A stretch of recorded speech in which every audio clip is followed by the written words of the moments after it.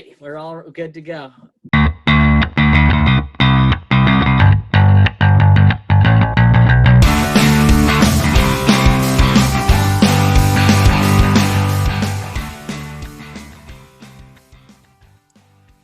Hello, everyone, and welcome to the show. My name is Chris Alaimo. And I'm Ben Gassaway. Together, we are the Amateur Investors. This podcast is our open source journal of everything we learn about investing and wealth management. We're here to explore the key concepts, market dynamics, and investing strategies that will assist you on the path toward financial independence and financial literacy. Our mission is to build us up from amateurs to experts. All suggestions are our own, and we recommend that you do your own research before taking any investment advice. See you in this week's episode. We hope you enjoy it. All right, guys, episode 8 of the Amateur Investors podcast here. We got a special guest, not just me and Ben. We got my Uncle Don here, the Dividend King, as we like to call him. Basically, like I'm saying, he's not my uncle by blood, but a little backstory to it. Even though he's not my uncle by blood, still treat him the same as if he was. Like I was saying, my parents had an opportunity to relocate from Long Island, New York, down to Atlanta, and they could have went either there or in Alpharetta, Arizona. So they didn't really care for the area in Alpharetta, so they opted to go to Atlanta, and through my dad's job for AT&T. And my mom ended up going to one of new neighbors class that AT&T was offering for new spouses of people that were moving down there to help them to get accustomed to the area. And my mom said when she went, it was mainly a lot of women in their mid 50s to 60, in their 60s, kind of more of the retirement age or getting closer to retirement, where my mom was probably 26 or 27 at the time. And my Aunt Lori, or my Uncle Don's wife, was, around the same age, and they were just kind of magnets to each other. She's like, oh, we moved down to here from New York. My mom's like, oh, I'm from New York. My mom's like, oh, my husband and I bought a house in Marietta, and my Aunt Lori was like, oh, I live in Marietta. So it was just all worked out perfectly. Lo and behold, my Aunt Lori got pregnant with my cousin Haley, and then I came along, and then just the snowball of kids, especially on my side of our family, started coming out. But I mean, I know my Aunt Lori and Uncle Don were there pretty much right after I was born. And ever since then, basically, I've known them as my aunt and uncle, and we've kind of kept that relationship all the way till now, and hopefully we'll keep it that way, keep going forever. We've had many memories together, and but I know we were hoping to talk to you, Uncle Don, about your investing career, and basically I'll introduce you to Ben as well. Sorry to keep you waiting there, Ben, but so Uncle Don, or Don Sperling, this is Ben Gassaway, kind of my partner in crime for the podcast. Hi, Ben. How are you? Doing very well. Nice to meet you too. Yeah, thank you for taking time to join the show. It's exciting to do anything for the first time, so thank you for being our first guest.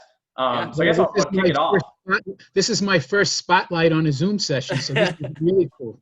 Yeah. Many to come. Sweet. Hopefully we'll be able to have you back. I'd love to do a check-in again as we get the show going. Our goal is to have... I'm a retired guy, so every day is a Saturday for me. Yeah. Fantastic. That's me and Chris's goal. Hopefully we'll be retired in the next couple of years. We'll see what happens. So, Mr. Sperling, I'd love to know what got you started with investing. I always love to hear people's start to their career in finance. Mine was basically just getting a link to join Robinhood. So I'd love to hear how you got started with finance and investing. Let me just say this. I was always interested in different companies like Coca-Cola, Disney, things that I used to just like to do on an everyday basis, like I used to go to, I have the Disney Vacation Club, and I basically went to Disney when I was a kid. I love Coca-Cola. I love Pepsi, Boeing at the time I owned it. I liked, planes and, how they're built. So just naturally, things that you come across everyday life, that's how I kind of got into the bug. I wanted to kind of own companies, I didn't need to be the biggest stockholder in the world, but I just, wanted to see and just have just a part ownership and just actually follow these different companies going forward. Now, through the years and how I started, again, I basically, bought into, as I had free money, I basically bought different companies. I started, you buy in 30, 40 years of investing. Again, this was kind of a hobby for me, okay, Right. to actually do this. I always, kind of knew and read about financial information. So, for when I first started at MetLife, and MetLife was my company that I worked for since basically I got out of school.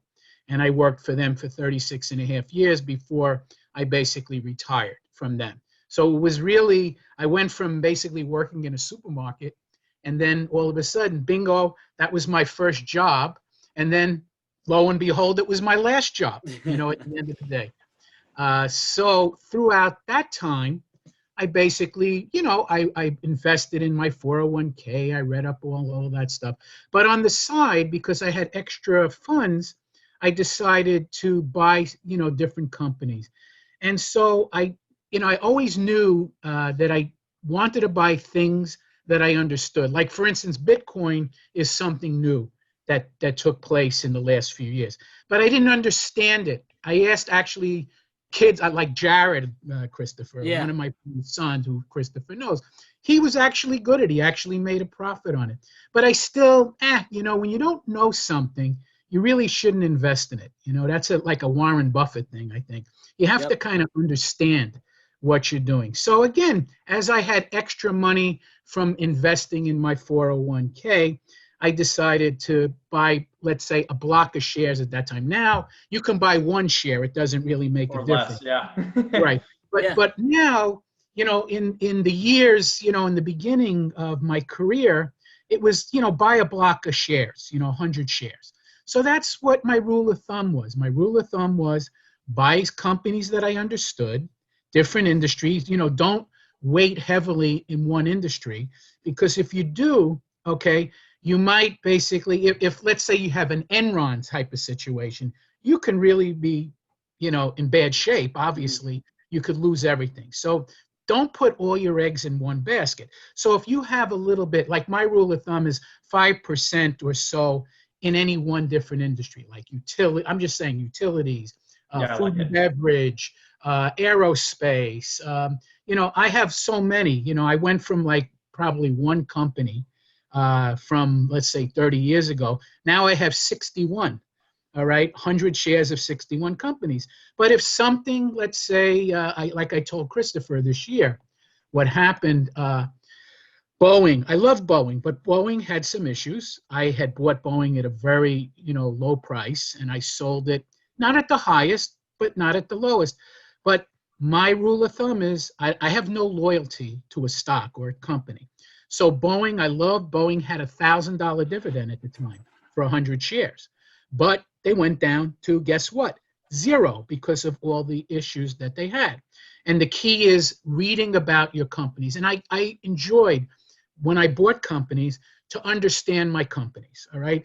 Knowing exactly what's going on all the time. And it's hard. You're talking about, I'm like my own mutual fund, if you think about it. I have 60 companies out of the Fortune 500. That's not a bad percentage, at the end of the day. And I keep, buying more. Even in retirement, I buy more, I buy more shares.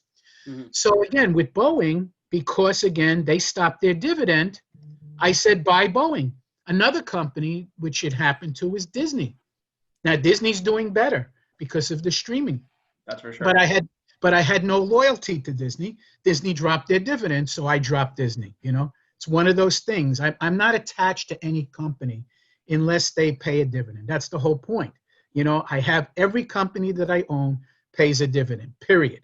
If it doesn't, it's goodbye. I look for something else. So, for instance, I got rid of Disney this year.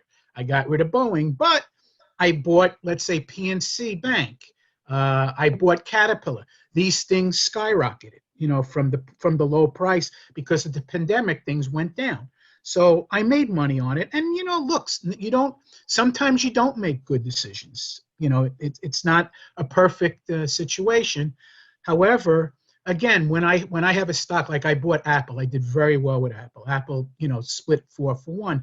Usually I only keep 100 shares as I say, of a particular company, because I don't want to be caught if something happens with that company. Like again, Boeing, something happened, so I lost probably, I had made a big profit on it, not as big, but when I sold it, okay, it wasn't hurting my portfolio in every way because I have so many different companies. It doesn't really matter.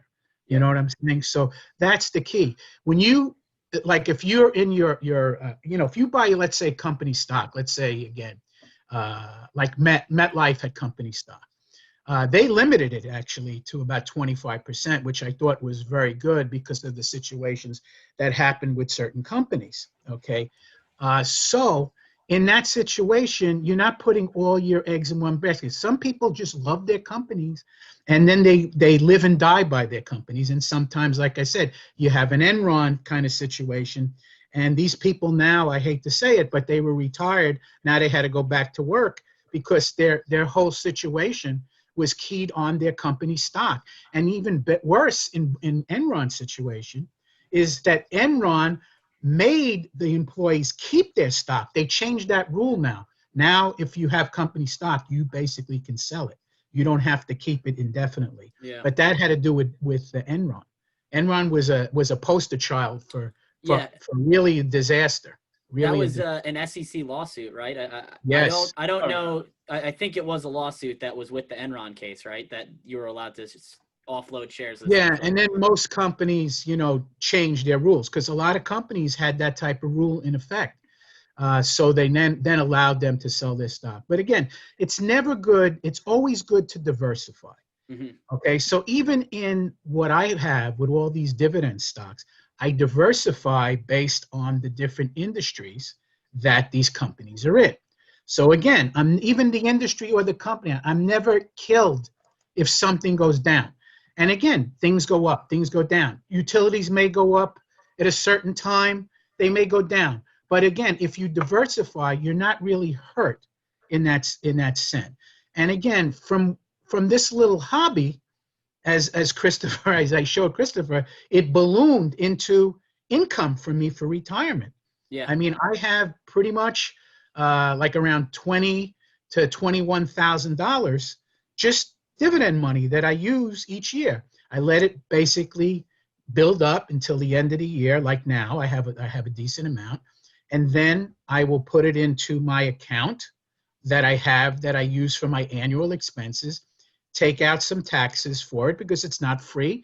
Dividends, depending on your tax bracket. If you're ultra rich, I believe it's like in the 20 percentiles. But if you're average, again, you'll pay about 15%, which is actually a very good situation. It's better than income. Your income, you're basically, depending on your tax bracket, you're going to be taxed a lot more, unless you're poverty stricken or something. But no, most likely you guys, I'm sure you're making a good living, so you're paying out, I'm sure, more than 15% of your wages, for your income. So again, from retirement perspective, it's a great thing. Hopefully they don't change it. I don't think they will. I know we have a different president that's elect now, and I know again it's possible if again the senators change hands and it becomes equal 50-50, then the deciding vote actually will be the vice president, Kamala Harris, and they may change certain rules. But I don't believe Joe Biden is looking to change the capital gains rule, that 15% or zero or, in the 20s. So that part of it, I think, is pretty safe, to say. It didn't seem like anything was going to be changed other than like the very, very upper echelon, if anything, which is good. A lot of great nuggets from what you just said there. I think just having like rigor, and I think the key takeaway that I got from what you just said was discipline. With your diversification strategy, having a criteria of picks, and just knowing that target allocation. Chris, I want to let you ask a question for sure. But one thing that I'm thinking about is something I struggle with, and I think a lot of newer investors struggle with, is like the when to sell. Like the one thing that really resonated with me was not falling in love with your companies. So when you have these target allocations, when are you looking to rebalance? Is that a quarterly thing, annual, or is it just as soon as it gets out of a certain threshold? Well, that's the key. You need it, and it can be tough with a full-time job. I like to keep looking. I look every day. and I Yeah, look at this is your full-time job now, Uncle Don. right. But even before, I have to say, I did track all my companies, just to make sure, just reading the Wall Street Journal, understanding, just getting bits and pieces of companies and information, and that's how I basically would strategize.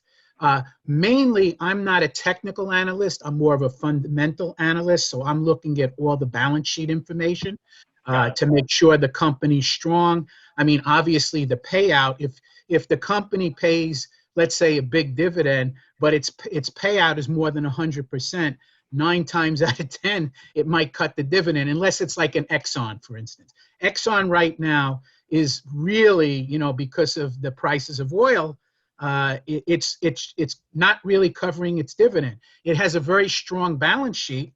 It has a $3.68 dividend, but this is the first year in many years that it didn't raise the dividend. And that's one of its big things. So it hasn't cut the dividend, but now at least the oil prices have started to go up. I think it's around almost 50, if not $50 a barrel. At least it's not negative. Yeah. Right. Exactly. So, you're talking about a company like Exxon, which had a market cap, which was the biggest company in the world. Now, forget about it. You're talking Apple is killing it, Amazon is killing it. Microsoft, all those. Microsoft now is killing it. So, that industry, because it's oil and with the Green Deal possibilities, coming up, and then the pandemic, certain things happened. And now Exxon right now is not sitting terrific, but they're holding their own. Chevron, I think, which I have both of those. Chevron, I think, is doing a better job. And you could see in their price, it reflects in their price. They're also, basically covering it. But again, that industry in a whole. I also have Phillips, which is, again, more of oil and gas, that they actually, gasoline type stuff, refinery stuff. So, but again, it hasn't raised the dividend, but it hasn't actually dropped the dividend. So again, if like I had Dominion Energy Resources this year, it cut the dividend slightly. Okay, it wanted to keep the payout at a certain area. And so it did do a cutting. But again, because it didn't cut it, it might have cut it maybe a third, and it was a big dividend. I didn't get rid of the stock. Okay. But again, because again, I looked at the fundamentals of the company. Fundamentals were good.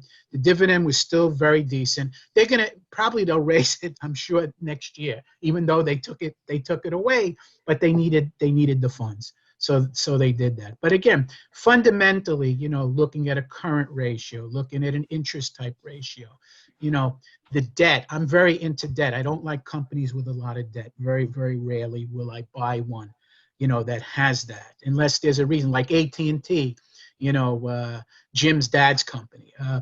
I have 100 shares of it. It's, it hovers from, it's almost like a bond play, honest to God, but it pays, I don't know, it's like a 6 or 7%, dividend, but it doesn't go up really. It doesn't go down. But again, it generates a lot of cash flow. Almost so that's like a real estate play.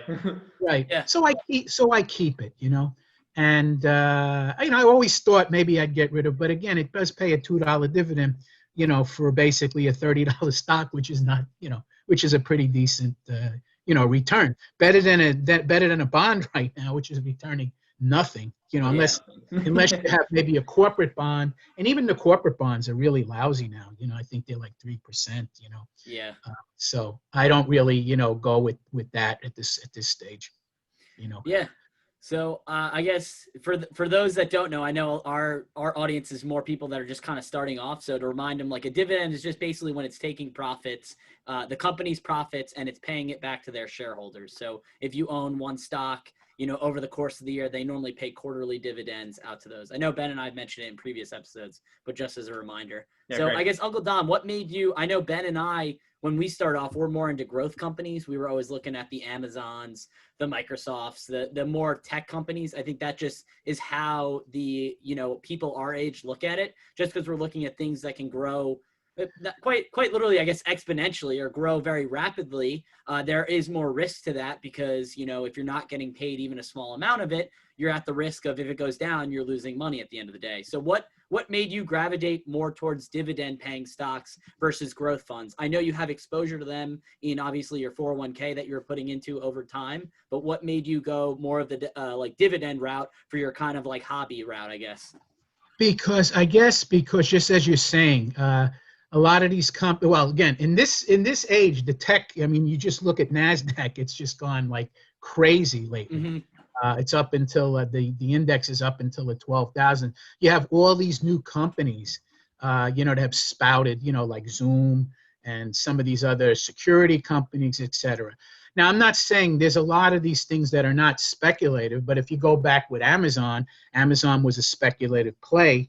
You're going back into the 90s. So I made a bad call on that, I will tell you, because I thought that, you remember you had AOL and you had Amazon, and I said, oh, AOL is the better company. Well, I was definitely wrong on that. I mean, again, not that I invested, but I was just looking at at the companies themselves, and I said, oh, this Amazon, it'll never last. So like I said, you never know. Well, but who would have thought, selling books would go into selling everything in like a store for everything online? Yeah, no, he was a genius, Bezos. You got to give him credit.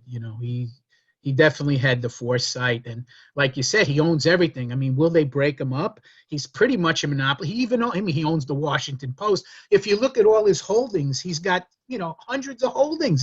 It's nuts. I mean, they bought Whole Foods, and it was like a drop in the bucket for $11 billion. I hope that I have the ability to do that one day. Just say, purchase something for $11 billion, like it's no big deal. Yeah, it's crazy. I feel like a lot of people group Jeff Bezos in like separate categories, just like sort of a billionaire CEO. But I almost think of him as just like one of the best investors that's ever lived. I mean, just the plays that he makes and what he buys and acquires. I think he's going to be better than Warren Buffett at the end of his lifetime. And there you go. He is more of a risk taker. I am more of a Warren Buffett type of person. And as I said, you need to know your industries. If you don't know your industries, like I said, you eat food. So, I bought, General Mills, Kellogg's, Hershey. You know what I'm saying? Yeah. These are companies that I know. I like the products, and I basically buy. And of course, they pay money. So, you keep buying these things, and lo and behold, before you know it, you have income. Like I said, Amazon is more growth. Now, again, it's growth. Look at it grow. If you bought 100 shares of Amazon, like about 10 years ago, you're sitting pretty good. Even if you bought them 5 years ago, you're doing pretty well. I mean, almost. But again, or let's say like I could have probably bought Amazon. I didn't. You go, oh my God, and I have no regrets because I buy what I know, and that's it. But you could have bought Amazon at $30 a share. If you bought 1,000 shares, guess what? Look what you would have now. I mean, it's insane. You'd have millions. Yeah, and even kind of like what you were saying earlier, Uncle Don, when you sometimes make mistakes. God forbid something were to happen to Jeff Bezos, and it changes direction because it's a new CEO. I know. Even it's funny, like you never know when it's going to happen. One of the companies they bought, Zappos, years ago, the founder of that company died a couple of weeks ago, unfortunately. Correct. I think Tony Heshing, I think his name was. Yeah. But he passed away from a house fire at 46 years old. I know he was more retired. He had sold Zappos to Amazon, and he was retired and living the life. But you never know what could happen. It could be new management, new CEO, a new team could come in. They could take the company completely new direction. And, Exxon used to be at the top, and it's now Amazon. So you never know when a company's going through a cycle change or things that you can't control, market dynamics, basically. I mean, I'm more of a buy and hold, as you can see. But again, not married to the company. Again, the company, let's say, makes a mistake, cuts their dividend, or cuts the whole thing. Then I'm not in. I'll be out and take my profit and move on, or my loss. Most of the stocks that I've had for long term. So again, I've not lost money on these stocks. I've made, even if it's a little, I've made money. But again, my risk is low because again, I don't have big exposures to any one company. Okay. Yeah. But again, like Apple, I never paid a dividend. I didn't buy them, but I did buy them, a couple of years ago, I did great with it, and I still own it, and I sold it, and I bought the company that actually Christopher recommended. I had a question on a chemical company, Air Products, and versus PPG. And I bought Air Products because Christopher gave me some insight, because that's his industry. I'll go with, I'm not a genius in every factor in every area, that I invest. I'll read up, but I did read up a little bit on Air Products, but I didn't know everything. So that's why I asked Christopher, who's a chemical engineer, and I bought the stock. There you go. So again, I went from 4-to-1, shares for Apple, but again, those 300 shares bought me the APD, the Air Products. So again, that's how I work it. That's my strategy, and I might be wrong. Apple may, go up again to 200. Maybe I make a mistake. I don't want to say it's a mistake. It's just something that, again, that's my strategy. That's my philosophy. And it's, I've been like a tortoise in the hare. I don't believe in get rich quick. I believe steady over time. And that's always been my philosophy. Okay. So again, you invest in mutual funds. You basically you keep doing that. You keep doing dollar cost averaging, and you're in, pretty decent stuff. You're going to do okay as an investor. If some people just, they go crazy and they say, oh, I'm going to buy this particular stock, I'm going to throw all my money in that. That's gambling to me, not investing. Okay. But again, people see, young people like you guys, like the millenniums, may have a more insight to the technology than I do. I'd have to go be, reading on it. Like, yeah, I know Microsoft because obviously I dealt with Microsoft in my time, and I know Oracle, I know IBM.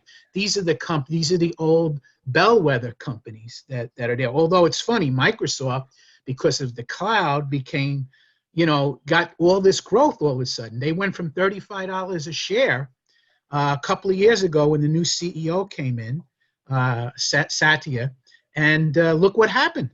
I mean, now it's a $200 stock. So, before, when Bill Gates was there, it used to split repeatedly, a lot. But after he left and some other CEOs took over, I forgot the guy's name, the one who owns the Los Angeles basketball team. The Lakers? Yeah. I forget. Not the Lakers, the other guy. I forgot their name. But the Clippers? Bottom line is, he didn't really do well. He was more of a marketing type guy, not a tech guy. Then they put this guy in, and he took it to the next stratosphere.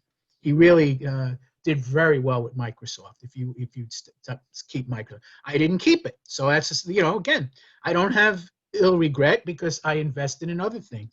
But had I kept Microsoft at 35, guess what? I'd have $20,000 now versus 35, actually having nothing at this stage. But it's a company that, again, it's on my radar to actually buy again. I don't care that it's 20 grand. If I have money, in my sights this year, I have stocks that I'm looking at, going forward this year. They're not one of them, but again, if I should happen to have extra money, I will buy them. I will do it. Honestly, that's a great philosophy. I feel like with there being thousands and thousands of companies on, global stock exchanges, you can't be in all of them. So I really like the strategy of just investing in what you know and what you understand, especially because I think that's a little bit of a cure to the emotional side of investing. That, if you see the price swing one day, but you have no clue how the company even makes a dollar, you'll be inclined to sell it. But it might have just moved on, a tweet or an article that really has no impact on the company. I think understanding the business that you own is everything. And it just gives a lot more logic as opposed to tying the emotion. So I really like that tidbit. Yeah, it's funny. The one company that I might have invested without a dividend, and I was thinking about it, and I should have, I kicked myself a little bit, but it is what it is, was Facebook. Everybody uses Facebook. I mean, now it's really, this guy, Zuckerberg, he probably has a monopoly, and he's, he does what he pleases. But eventually, he's coming into rough waters right now. Yeah, I know they were just filing a lawsuit about, potentially breaking up a monopoly of Instagram, Facebook, WhatsApp, and all of what they have. What he's been doing in some of the others, even Amazon, either they buy their competition, which Microsoft used to do, by the way, or they basically learn about the companies, go into friendships with them, and then basically do better than these other little companies, and then these other companies go under. I mean, Microsoft was notorious for that. I was a database guy in my time, to give you an idea, all right? And Sybase, I don't know if you guys ever heard of a company named Sybase, but Sybase at the time was the most influential distributed database that was out there in the market, going back to, let's say, the 90s into the 2000s. The product was actually perfected by two Berkeley professors in California. What Bill Gates did, and this is a fact, okay, this is just one thing that he did. He decided, he went into, kind of business with these guys. And he said, look, he says, I want to, kind of go on a platform with you, and I want to develop SQL Server. You heard of SQL Server, I'm sure. That's for sure. Right? Mm-hmm. The database. So what happened is they had, at the time when they were perfecting it and the code, SQL Server had two pieces.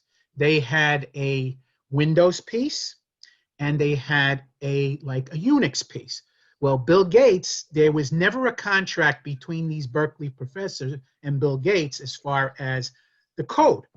So Bill Gates all of a sudden said to Sybase guys, he says, I don't want you to develop Sybase on a Unix. I want everything to be on a Windows platform, okay? So they said, absolutely not. Our bread and butter is in the Unix platform. This is when SQL Server was starting to come up. So Bill Gates said, okay, we'll get out of the deal, but you got to give me the code, the source code. They had to give him the source code. So what did he do? He built a very robust SQL Server on the Windows platform and basically put Sybase out of business, if you think about it. You don't hear about Sybase anymore. There's no Sybase company. I forgot who actually had the database. The database still exists. The software, because platforms are there, just like mainframe platforms.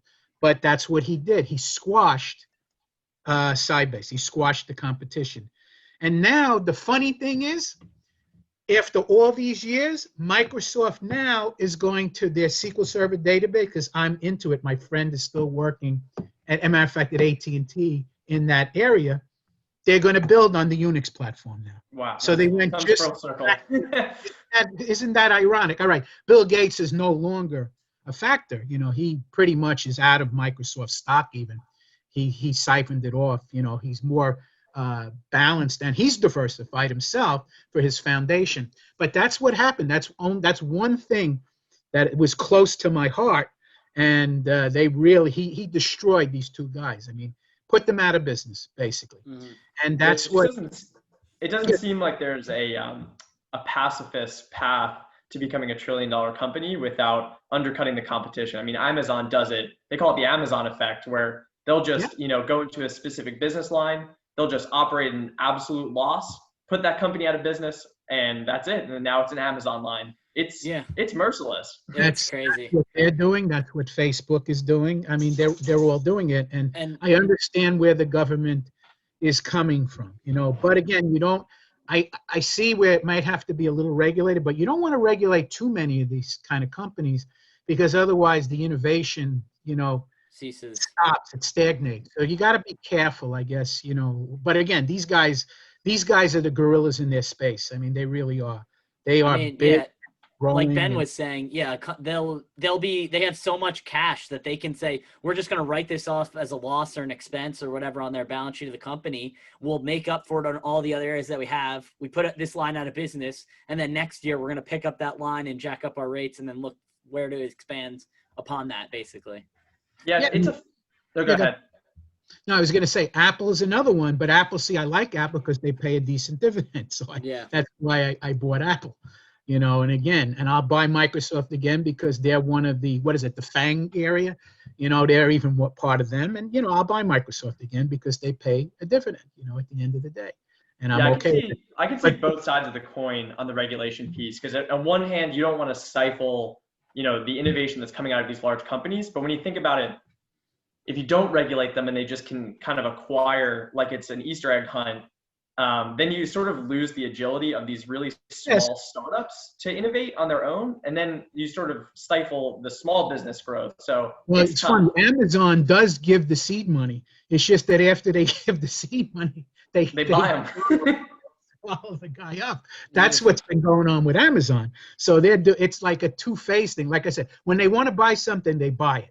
And I don't think they're giving these people a bad price. I mean, these people become billionaires, like the guy that Christopher mentioned for Zappos. I mean, he became a billionaire right away, at the end of the day. It's nothing to them. Yeah, exactly. Yeah. So I guess another question to follow up. So Uncle Don, what would you recommend to a young person like Ben and I? I'm 27. Ben, I believe you're 24? About 24. 24. Yeah, so what would you recommend to someone that's our age or younger coming out of college? How would you recommend to start investing? Just any strategies. Your strategy, working with a 401k, what would you recommend to someone coming out into the working world? The first thing and foremost thing I would do right away, especially if you're in a big company or any company that has a 401k and also matches. I mean, you want to at least put into a 401k where you're at least getting, the match. So for instance, let's say there's a 4% match and you have to put in 6% to get the 4. At least, put in the 6% to get the 4% match. That's free money. You can't give that up. That's absolutely crazy. Yeah. The second thing I would consider, because especially in the 401k situations, if your company has a 401k that is a Roth and you're not making a lot of money, at the end of the day, it pays to do the after tax than the pre-tax, because right now with the rules, you will not have to, in 30 years, that money is all yours. You don't have to pay taxes. You're not hiding your taxes, or deferring your taxes. But either way, even if you don't have a Roth, it still pays, to do the 401k no matter what, even if it's again, deferred taxes, which again is still good. When you're up, eventually when you're making hopefully lots of money, you might want to do the deferred one possibly. That's your call. But, for you guys starting out, it really does pay to do the Roth, 401k. So that first. If you're not making also with the rules, I forgot what the actual rules are for married couples or for individuals. I would also max out a Roth IRA or an IRA. I think it's either 5,000 or 6,000, whatever it is. And obviously, I'm not into that anymore. 6,000 right now. Yeah, so and the that would 401k be is 19.5. Right. That would be the next thing I would tackle. So I would have a regular Roth IRA, if possible, depending on the income, and also the 401k Roth. Those would be my two, I think, the best things. So right off the bat, do that right off the bat. Now, if you get a bonus or you have extra money, then I would do maybe what I'm doing. I would say, look, if you like individual stocks, then you buy 100 shares or, whatever you'd like to buy, a little extra here and there, if you're not, let's say, saving for a house. If you're saving for a house, I would basically take that money and keep that, more or less safe. I wouldn't invest that money, if you're looking to buy a home. But if you're not, and you basically have some extra money, stocks are a good thing, or even, more mutual funds, more index funds, I think are terrific. Yeah. And those are mainly in your, in your 401k, at the end of the day. But again, indexes are good. You don't really have, they're very cheap as far as their costs versus, let's say, a money manager. And honestly, if you go by what Buffett said, and I think Buffett is right on the money, and I think a lot of the experts will say, these money managers don't do that much better than an index, They don't, historically, over time, they don't do better than the indexes normally.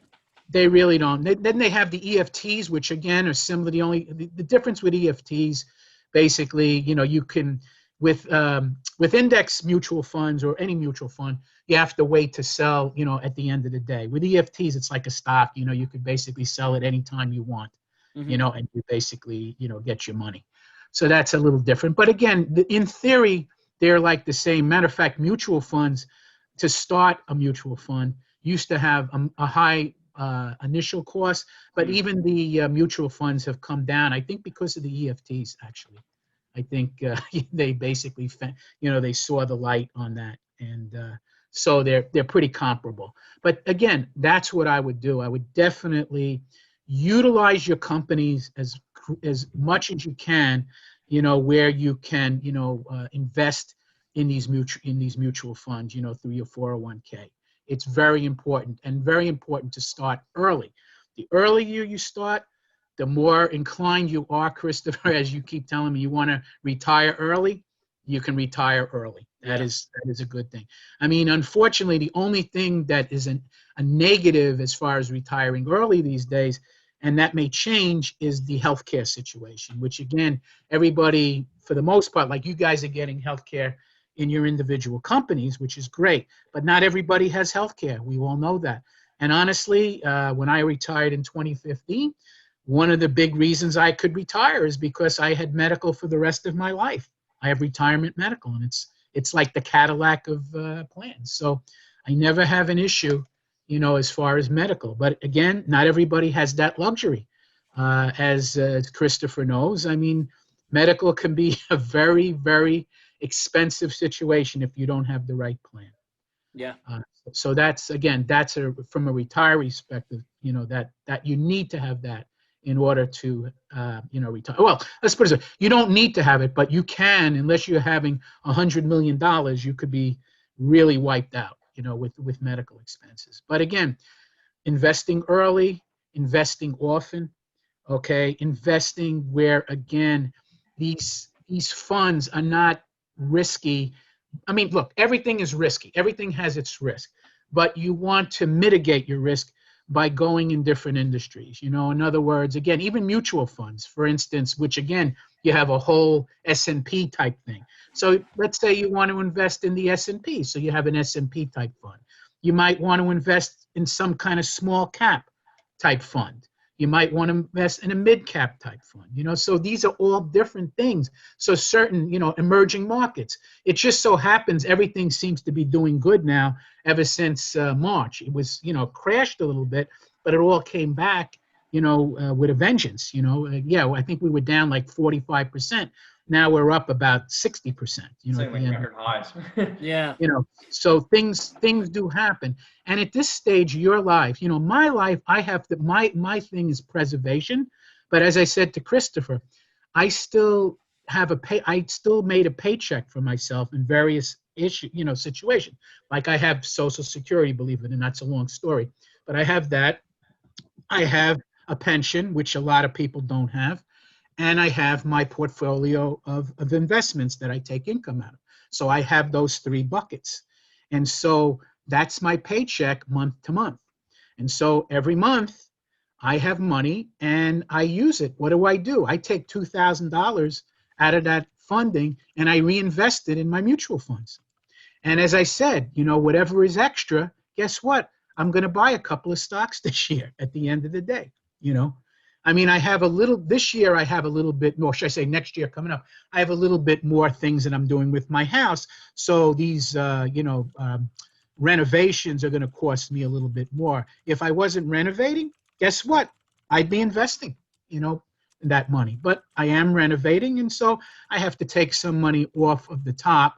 I don't want to have that renovation money going up or down. I just want it to just remain steady and basically take the money and basically invest, and basically pay for those renovations. But again, that's the way I do it. I don't want to go into my stash, even though I have a big emergency fund. That's another thing I think I forgot to mention that. I think everybody should have an emergency fund. Like Christopher's saying, he wants to buy a home, and I had a discussion with him.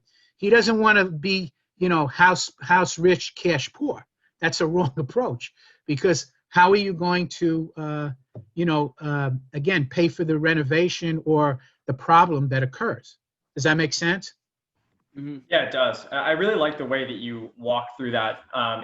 The way that you talked about it was very, very simple. I mean, just the sequencing of investing, but it is a little bit complex when you talk about long time horizons. Like when you're thinking about retirement, when you're just starting work, you got to have those goal-oriented investing sequences. So thank you for walking through that. Yeah. No, go ahead. No, go ahead. One question I do have, and this is something we're probably going to ask all of our guests, just because we're the amateur investors. I'd love to know what the worst investing mistake you've ever made is, if you can think of it. The worst investing mistake. Wow. Well, here's a good story, and again, it's funny. At the time of the I never really felt that I really did anything really, because I'm not a risk taker. I'm really not a risk taker. I don't like bet the farm on something. But I guess back in .com are what, late 90s? Late 90s. Yeah. There was a I was a database manager at the time, and I was dealing with a company. If I try to remember the name. I can't remember the name, but I'll give you the synopsis.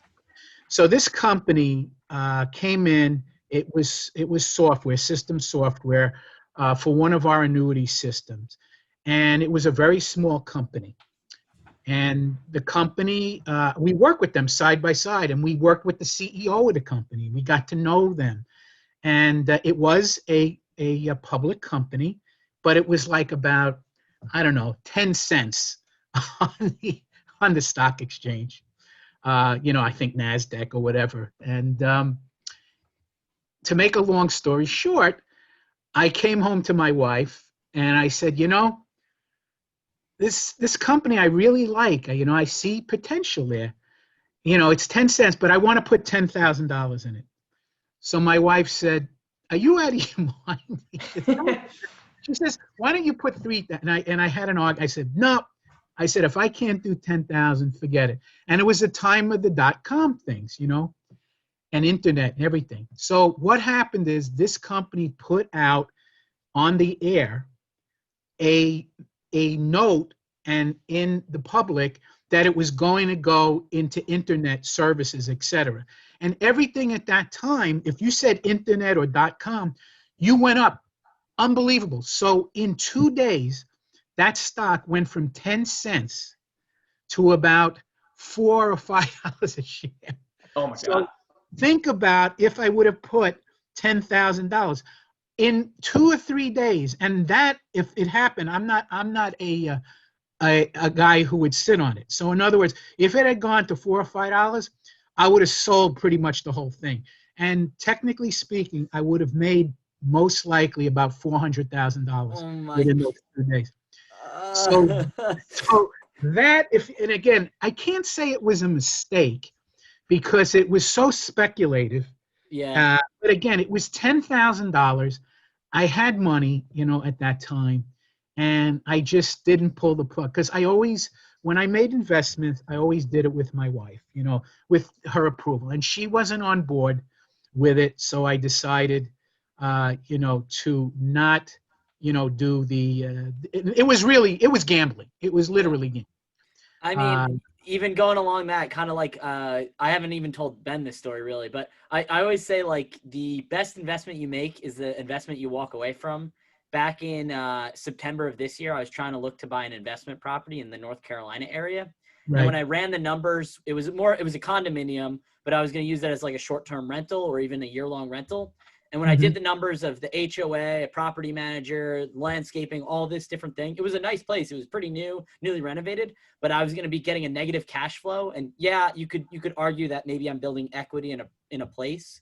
But I was going to be losing like $100 a month when I did all the pricing out. And I wasn't comfortable putting on this money in something that I wasn't going to be living in. And I was going to be losing $100 a month regardless. And that was with people renting it out and figuring out the costs and all that. So I walked away from it. I was a little bummed at first because I kind of really wanted to get this place, but if the numbers aren't there, the numbers aren't there. You know what I mean?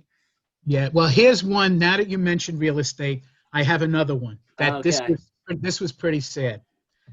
Again, know what you're investing in. And again, I'm not a real estate person, so I don't tend to gravitate away from that because again, if you have to be a landlord, I don't want to be bothered with that kind of stuff. Yeah.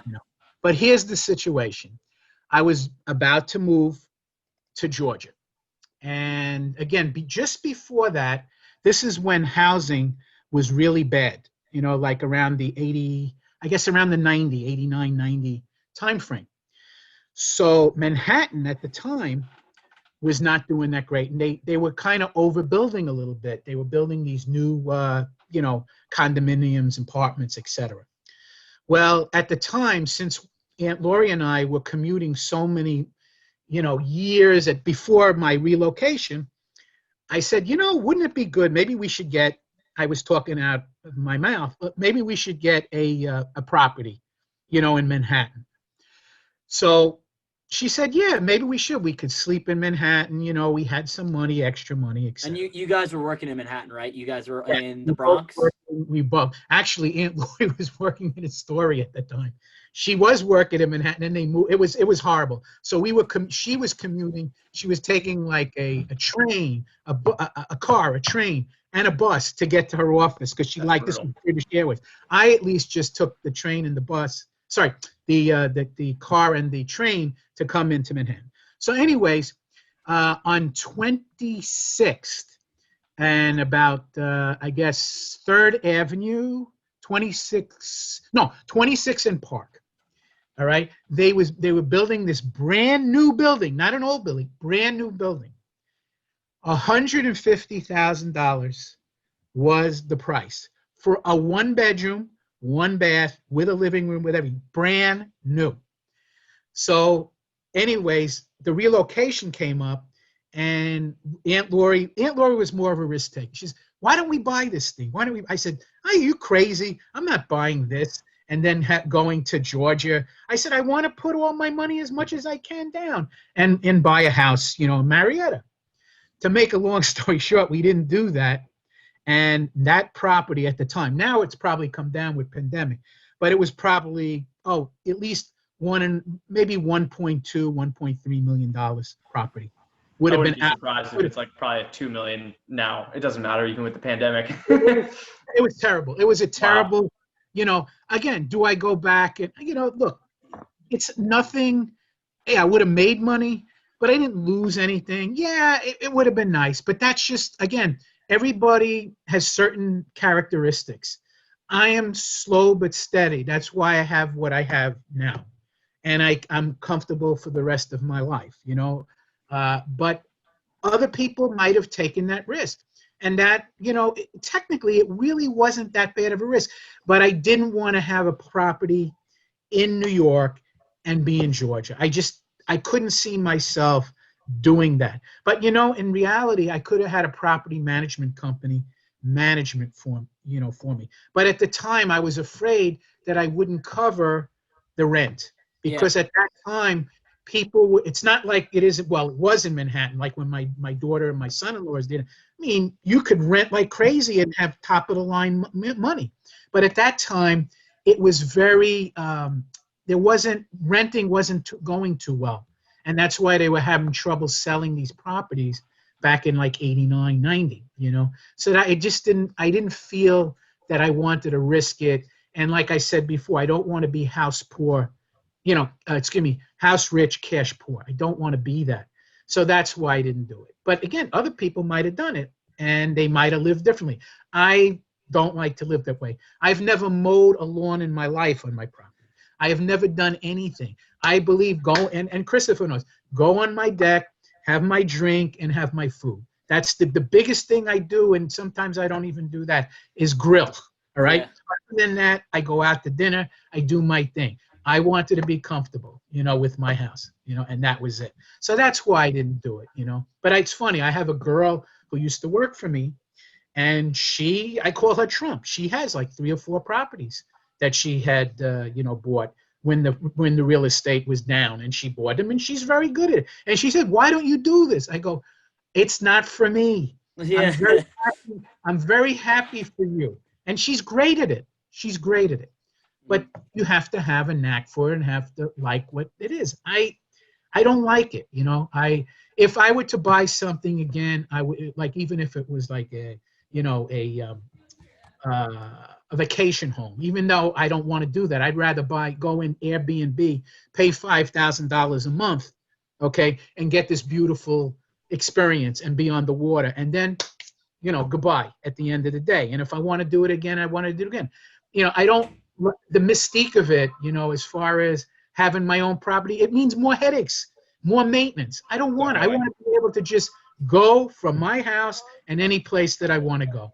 That's my thing. But again, there's a lot of people that have a lot more money than me and have a lot of properties, and that's great. Power to them. But that's just not my cup of tea. I just want a place to hang and then be my anchor and then full speed ahead wherever I want to go. It didn't work out in the pandemic this year. Obviously, I'm not coming to your house this year, Christopher, for the holidays. But, hopefully next year it'll change. Hopefully next year. I agree. So I'll ask one more question. I'll throw it over to Ben if he wants to ask one more fun question. We're coming up on the hour mark, so I know we'd probably wrap up now. But I guess, Uncle Don, what is your favorite book of all time? It could be an investing book. It could be not be investing book. I like hearing what book preferences are. A book. That's a good question. I mean, I enjoy reading Money Magazine. That was always my favorite thing to read. Although now Money Magazine is no longer. I forgot somebody took it over now, which I get, and I can't think of who's the. Oh, Kiplinger. Okay. Money Magazine doesn't exist anymore, believe it or not. It's Kiplinger now took over for them, and I just I read it. I think they have a good insight into a lot of things, and I also enjoy reading the Wall Street Journal. I'm not really I lose focus a lot of times, like on a big book or an investment. That's fine. I'll take those as well. Yeah, no, I'd rather I read my Wall Street Journal every day. I had to kind of laugh what happened, because I'm in my last job was the cybersecurity, job, and they had a hack recently, with the government agencies via this. What was a company, something Winds, I forgot, Solar Winds. Mm-hmm. They had a back end situation. And what really was the problem? They had a password, Solar Winds 123. That's Did you read about it? I'll check it out. I'll throw it over to Ben to ask the last question, then we'll wrap up. Yeah, FireEye is the one that spotted it, and now they've been hacking away like crazy, with this. Mm-hmm. So this company's going to probably be going under. It's a mess, but it is what it is. FireEye recently went public too, so cybersecurity will, I think, always be a big sector. Look, when I did it, I MetLife was having a bad time because my specialty was database technology, and so what happened is my last job that I ever had was in cybersecurity, mainly focusing on database. Because guess what? In SQL Server databases, in DB2 databases, in big data like Mongo databases, I mean, we put all these policy in. This is where all the good stuff is, like PCI information, names, addresses, phone numbers, birthday, all this stuff, credit card, it's all there in the database. So if you get past the network, that's what, people, we have to protect the network, but you have to protect that database. So I had like 5 audit issues within MetLife that they said, we're giving you this job. It wasn't a job that was wonderful at the beginning. It took 2 years to fix it. But then for 5 years, we basically put in all these, these stops and these checks and balances across the globe, not just, in the States, but across the globe, because Met became global, about like 2013. We bought a lot of stuff outright, from different, countries. So that was a really big challenge. It was a good job, but it was a challenge. So again, when I'm reading about this, we put all these checks. Our company's doing pretty well with it. We did all kinds of stuff, and we, put all these different tools in there, like, Guardian technology, which monitors all the database, et cetera. So looking at this when I did today, it was scary because people they don't want to put money into security. Security is a holistic approach, okay? You have to embed it with everything that you develop. If you don't, you have a problem like this, where some idiot basically has a bad password, okay? When again, password policy would tell you have to have a strong password. You have to have a special character. You can't put solar winds 1, 2, 3 in there, and put that in production. It was in production, not in test. It was in production. That's what caused this issue. So they're having all this issue. All these secrets have been taken from all this government stuff. And government is supposed to be, the crack of the, of everything. But see, it even happens in government. It's terrible. And that's a lot more, top secret information when you think about it. So seems like you don't have to be a programmer to be an excellent hacker, even of the government. Chris calls you the dividend king, but I think we'll have to have you on for another episode as the data king. This is a topic I'd love to talk about, is just the databasing and big data. So, as we're wrapping up, is there anything, a website, blog that you'd like to plug for yourself? I'd like to open up the opportunity. You know what is a very good site? Yahoo Finance is really, really good. Yep. Like I said, the fundamental analysis is all within the finance. So if you go and you put, let's say, a ticker symbol, and you see all the information, you see the dividend, you see basically the ratios, you can basically see what the payout is. It's very accurate and very good. Crystal, I can show you one time. Yeah, our next episode is going to be talking about financial ratios and stuff. So yeah, even if you'd love to show us before that, that'd be awesome. Yeah, no, it's a really, really good site for that stuff. Like I said, I'm more of a fundamentalist. A lot of people rely on technical analysis. These guys, they go to school for that, and they're very good. But for me, I like a balance sheet. I like an income statement. I like to see what is going on, with the company. I'm a big financial statement guy myself. I know Chris is too. Exactly. Profit loss, how much cash flow a company has. Cash flow is, like I said, you look at AT&T and you see their payout ratio over 100, and you say, what the hell would you invest in them? But because they're a situation that they're in so many different things, they have a cash flow, like $15-20 billion every year of cash flow, free cash flow. So that's what keeps them going. That's why they can cover their dividend. And again, to tell you the truth, if something happens with AT&T and they can't pay their dividend, look out. You'll see an exodus for people, because these people, these people have these dividends and they literally live in them. I'm living on it, but it was more of a hobby for me when I was doing it. It's not going to make or break me. But a lot of these people, that's what they're living off of. So if that dividend goes away, and they have, like I said, they don't have 60 companies. They have maybe a couple of companies, and if AT&T goes away, that's cutting into their dividend. Their income. It's a bad situation for them. So they have to be pretty careful. Yeah, it's a big red flag. Know your company at the end of the day. Yep. Yes, you must. And anything you invest in, no matter what it is, even these high flyers that are in there, know your industry, know what it's about. Because again, a high flyer can sometimes, tank. It may not work out, like the pandemic. What is it? DoorDash, all that. That company went up like crazy. But is it going to be a factor, after the pandemic? Are people going to continue to order food like that? I don't know. Maybe, people like the experience of going to a restaurant. I'm not saying it's not going to, survive. I think Zoom will survive, because I think people are, that company, I don't think everybody's going back to the office. Because, I think even like you could see it with like Twitter or Facebook, or I think at least Twitter. I know that they announced that they have work from home for forever now. So, that they might be running off Zoom, or, maybe Twitter will try and recreate their own meeting room or whatever. But yeah. I know Microsoft has a product that's similar to Zoom. I don't know how successful it is, but so far it hasn't hurt Zoom very much. Zoom has gone $400 or $500 a share. It's there.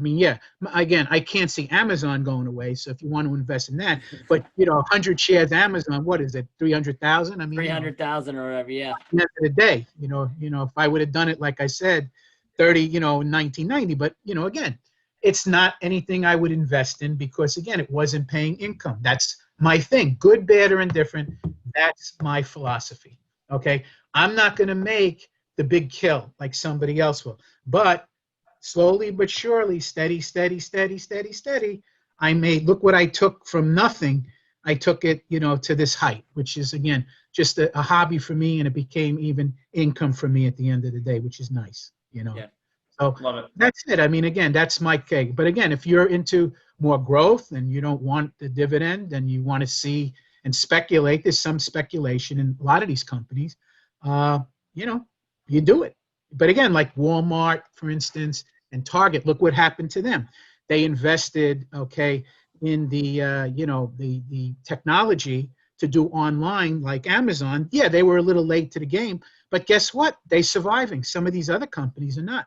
These Target and Walmart, they went into the 150s to 200s when they were $50 and $60 a share, going back, a year or two ago. So, like I said, things happen. Yes, these companies, they're so big, they're not going to grow too much more. I mean, again, Walmart is ridiculously, big, as far as their revenues and Target. So, yeah, Walmart is much bigger than Target at the end of the day. But, again, are they going to grow a lot? No. So the best thing they do is they give the profits in terms of they either buy back shares or they basically, give you the dividend, give you the income play, which is great. It's nice. Every year when I look, I see, oh, gee, this guy gave an extra, 16 cents that adds on. You start adding this up with 60 companies, it's another $1,000 of dividends each year. It's a game of inches. So it does work out. One other thing I will say, too. When you're young, I still use the money. I like doing it, but sometimes, they have you can reinvest the dividends if you want to get more than 100 shares, et cetera, at this point, if you're not interested in the income. But like I said, my thing is just keeping 100 shares. I'm just looking at it.